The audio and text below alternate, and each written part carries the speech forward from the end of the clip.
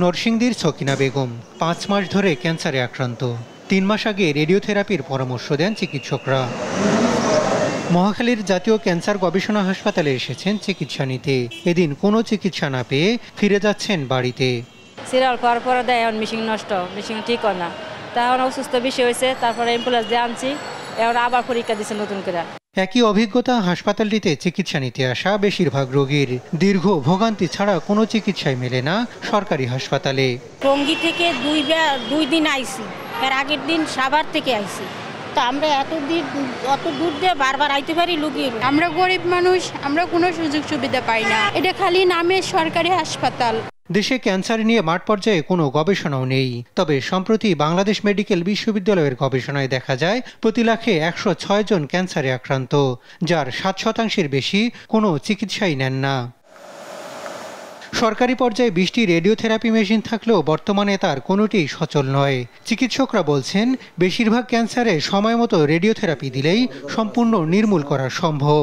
কিছু রোগ আছে শুধু রেডিওথেরাপি দিয়ে ভালো হয়ে যায়, যেমন সার্ভিক্সের ক্যান্সার, তারপরে আপনার আমাদের এই ভোকাল কর্ডের ক্যান্সার, তারপরে কিছু যেগুলো স্টেজ 1, 2 আপনার লিম্ফোমা আছে, রেডিয়েশন দিলে ভালো হয়ে যেতে পারে। অনেক রোগ আছে শুধু রেডিয়েশনই কিউর হয়ে যাবে, আর কিছু আছে কেমোথেরাপি রেডিওথেরাপি দুইটাই লাগে। বিদেশে যেসব রোগী চিকিৎসা নিতে যায় তার অর্ধেকের বেশি ক্যান্সারে আক্রান্ত। এ অবস্থায় সরকারি সুযোগ সুবিধা বাড়ানো জরুরি বলে মনে করছেন জনস্বাস্থ্য বিশেষজ্ঞরা। চিকিৎসা হিসেবে রেডিওথেরাপি যদি মেশিনগুলো সরকারিভাবে স্থাপনা করা যায় তাহলে সেখান থেকে রোগীরা উন্নত চিকিৎসাটা পেতে পারে এবং এটা সাশ্রয়ীও বটে। আমাদের যেগুলো যে খরচের কথা চিন্তা করি সেই তুলনায় বেশ সাশ্রয়ী। ২০১৪ সালের পর সরকারি পর্যায়ে কোনো রেডিওথেরাপির মেশিন যুক্ত হয়নি। এ খাতে সরকারি বেসরকারি পর্যায়ে বিনিয়োগ জরুরি বলে মনে করছেন বিশেষজ্ঞরা। প্রতিটা ক্যান্সার চিকিৎসায় সলিড টিউমারের ৫০ থেকে ৭০% ক্ষেত্রে রেডিয়েশন অ্যাপ্লাই করা হয় ইউরোপ এবং আমেরিকায়।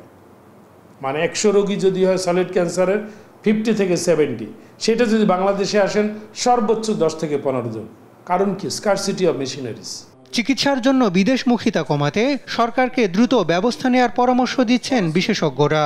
In most of the occasions বর্তমানে যা হয় সেটা হচ্ছে পিপল মাইগ্রেট করে। মানুষ বাঁচতে চায়, গরিবও বাঁচতে চায়, বড় লোক শিক্ষিত অশিক্ষিত প্রত্যেকে সে মাইগ্রেট করবে ট্রান্স বর্ডার। এবং এই টাকাটা কার যাচ্ছে? হাসান মাহমুদ, দেশ টিভি, ঢাকা।